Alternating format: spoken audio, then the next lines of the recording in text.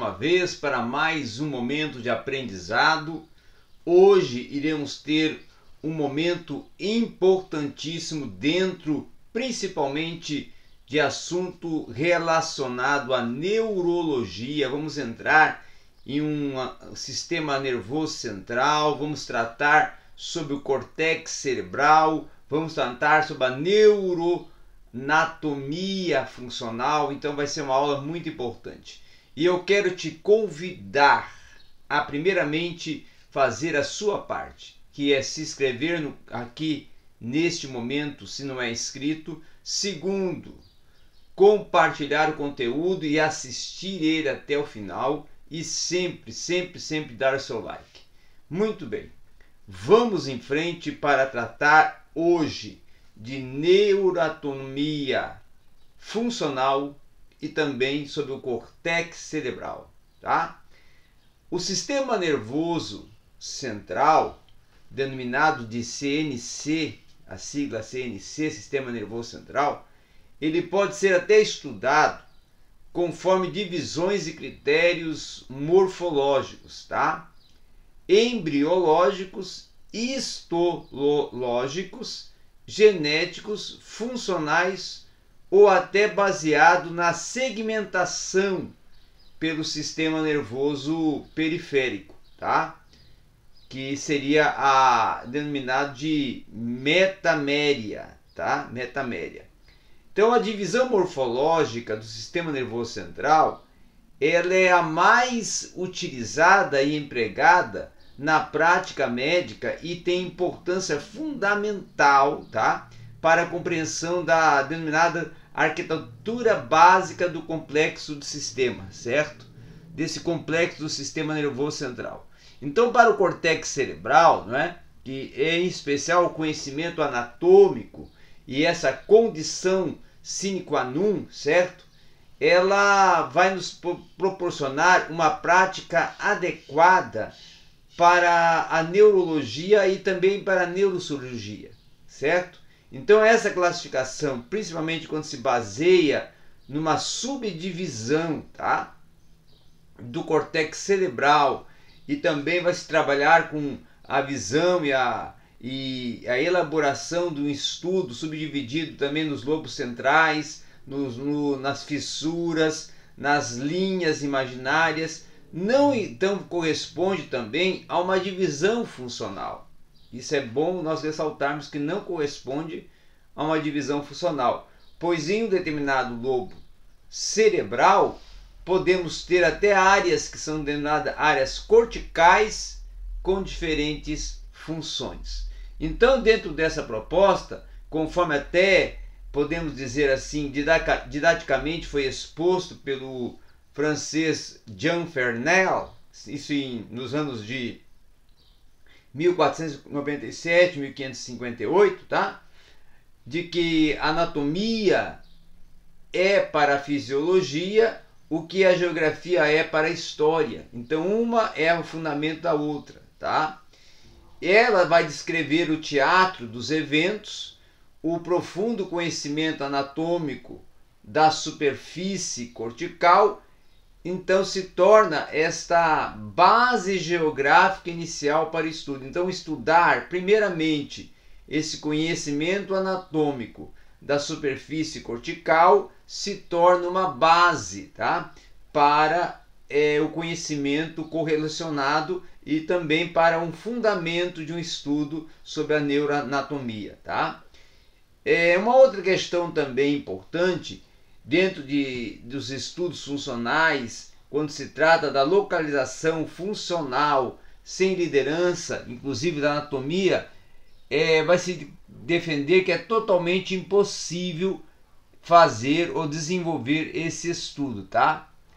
O córtex cerebral humano é uma estrutura mais complexa e até podemos dizer que é a estrutura mais complexa, tá, do mundo biológico, conhecido até por o acordo com a complexidade das funções dependentes dessa estrutura nervosa que é o córtex cerebral. Então o córtex pode ser definido como uma fina camada de substância cinzenta que vai revestir o centro branco medular do cérebro, certo? E vai ser, claro, constituído fundamentalmente por corpos neuronais, células da neuroglia e fibras nervosas amielínicas, tá? Já vai se tratar também de uma das partes mais importantes do sistema nervoso central e vai repensar o ápice hierárquico de todo um complexo e sistema. Então, ao córtex vai chegar sempre os impulsos prevenientes de todas as vitais sensibilidades, principalmente aquelas que vão ser devidamente codificadas, interpretadas e poderão tomar-se até de forma consciente, tá? Então, do córtex é que nós podemos dizer que vai sair os impulsos nervosos, que vai sair toda a estrutura que vai comandar as ações e vai comandar os movimentos voluntários, e neste vai ser processado então, o complexo de fenômenos psíquicos, tá?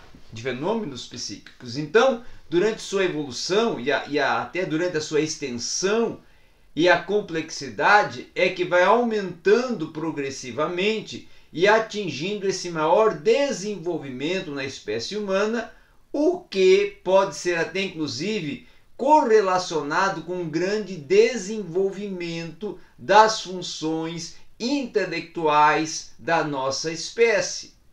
Então vai se estimar que, por exemplo, no encéfalo humano vai existir cerca de 86 bilhões de neurônios e que os neurônios de associação vão representar a grande maioria dessa população neuronal, permitindo assim o complexo padrão comportamental da espécie humana, tá?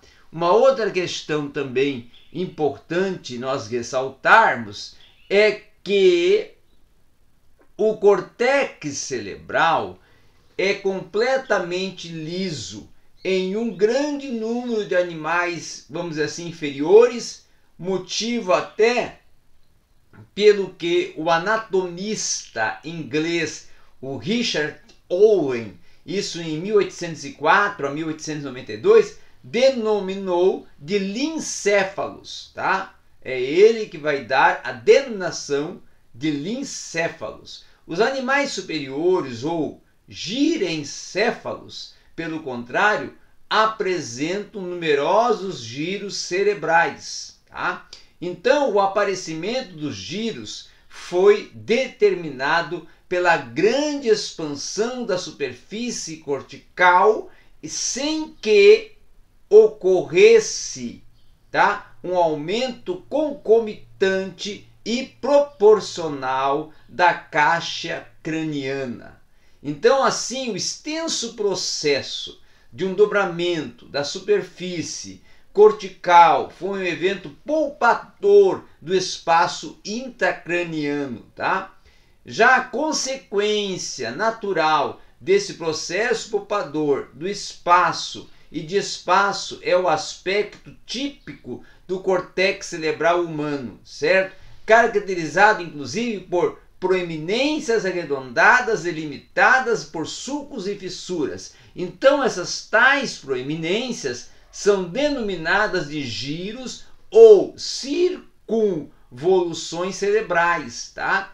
Cada giro vai apresentar uma porção superficial exposta e uma porção oculta intrasulcal que irá localizar-se nas paredes e no assoalho do sulco, tá? Dessa forma, o córtex de cada hemisfério cerebral vai se tornar uma lâmina contínua de matéria cinzenta com aproximadamente 2.200 centímetros quadrados, sendo um terço visível nesta superfície enquanto aproximadamente nós podemos dizer 2/3 da superfície vai se encontrar então enterrada nas profundezas dos sulcos e fissuras, tá?